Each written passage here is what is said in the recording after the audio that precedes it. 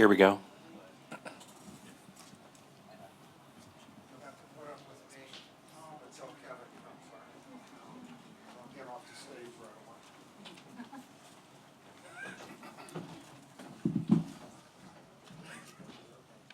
We'll start with Coach and general comments. As you mentioned, Kevin will join us in a minute. He's finishing icing down. Coach, why don't you give an overview of tonight? Yeah, well, I thought we played really hard again, and to play China twice in 3 days, it's they play really hard and they move. They got to be in such great condition. They just keep moving, and for our guys to try to defend that's really good. And then they do a couple things that are very good for us. They pressure the ball and they deny wing passes. So, I mean, our talent level is superior, but the fact that they play so hard against you, it makes you have a really good night. And, what we're trying to do is get into physical conditioning. Tonight, I think like the guys who played in that championship series, that's a drain. It's a real drain. And when you get through that, whether you win it or you lose it, you've gone 15 rounds. There's a recovery period emotionally, mentally, and certainly physically, and you have to get away from the game. And I think that part of this is just getting, especially Kyrie, for him to hit that shot and all that, and then the celebration afterwards. Yeah, this is good. He and Clay, we played them the most minutes tonight. You can see them kind of rounding into better playing shape, and that's our goal. Before we go down to Rio, is to do that. So, the score is relevant because the score is always relevant, but the margin of victory is not as relevant as much as the effort and the physical. Just going and trying to get in good physical shape. And we appreciate how hard and how well. I think China coaching, they're well coached, very well coached, and they're together. We're just better than they are.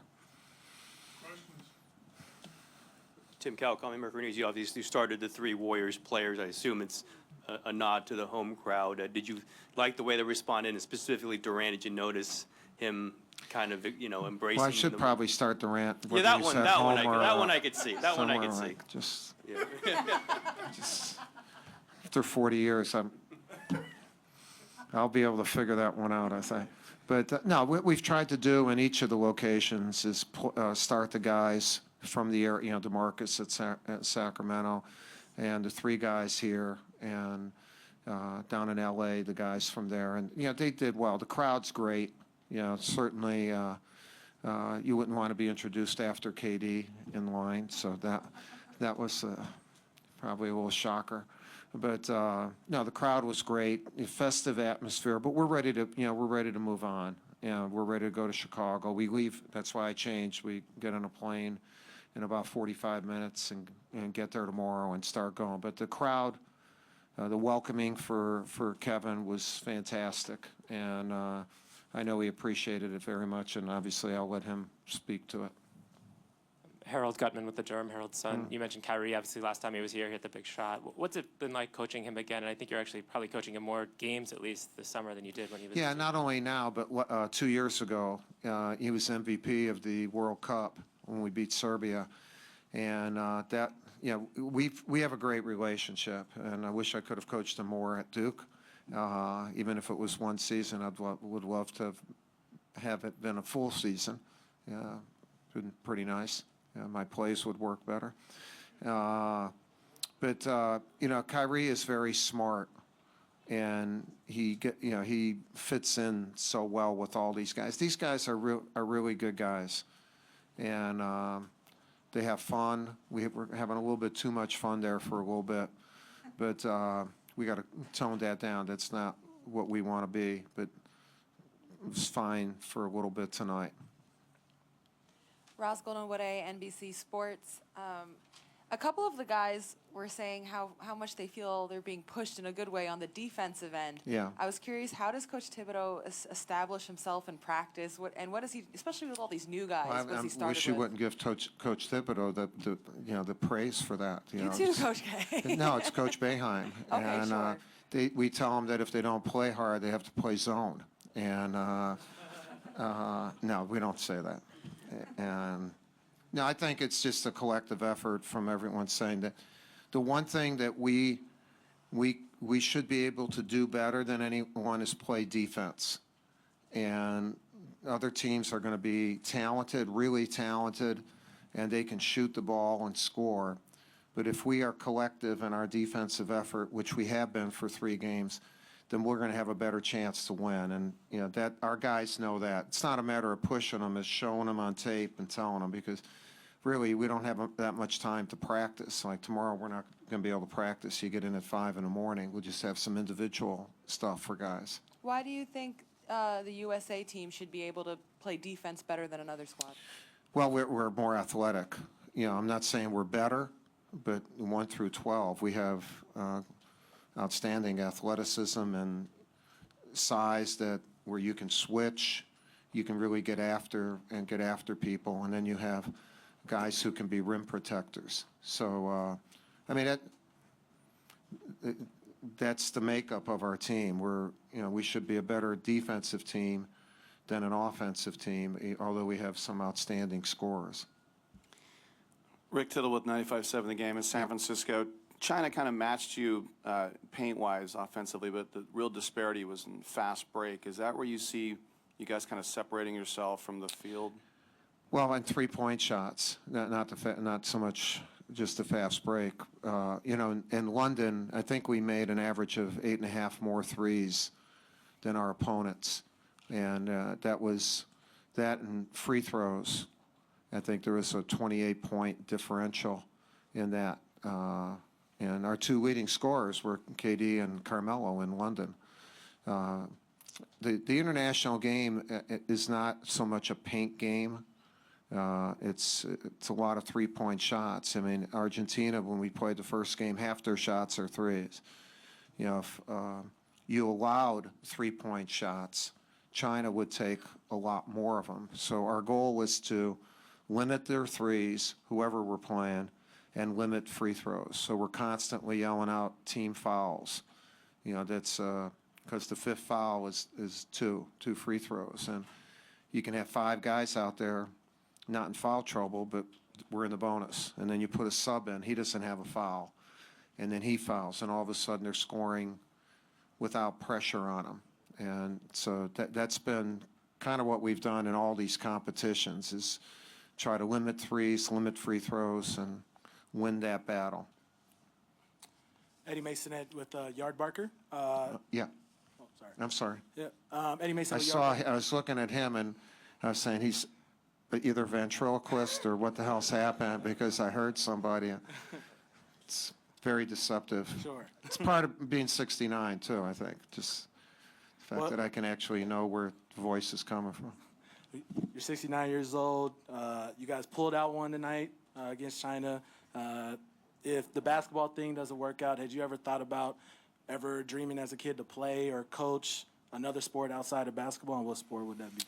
No, I've always, to be quite frank, all kidding aside, since I was 16 years old, I knew I wanted to be a basketball coach. Even though I went to West Point, I learned about leadership, but I'm living my dream my entire life. My buddies back in inner city Chicago say that I've never worked a day in my life, because I've always been doing what I want to do. I love coaching. I love being with, the development of teams. So try to do that for a little bit longer. Coach, you've been around Durant a little bit. Did Yeah. you notice a little more excitement with the circumstances tonight than usual? A little bit more, but he has been very vocal. I've coached him twice, and then a third time he was on he almost made the Beijing team with the select team. So we have a great relationship, and he continues to grow and get better. To be quite frank with you, the best thing that I see improvement with him in is defense. He has really become an outstanding defender. And if we can get him to stop reaching at the end of a clock, then that would be even better. But he keeps improving because he wants to improve. Yeah, he loves, he's not a kid, but for me is. He really loves the game of basketball. And being one of the best players in the world, he's easy to play with.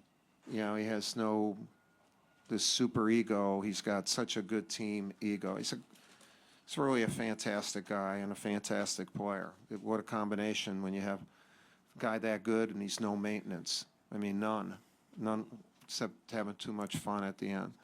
That was it. I know. You want me to dance now or what? I mean, I don't know what the hell to do with. Now you mentioned too much fun. Was that in part the DeRozan attempt on a 360? Is that what you're saying? Again, we have a lot of fun as a team. We are a very close team, and they're good guys. So it was not meant in any disrespect, but the crowd was festive, and kind of a special night. So, but we'll tone that down a little bit.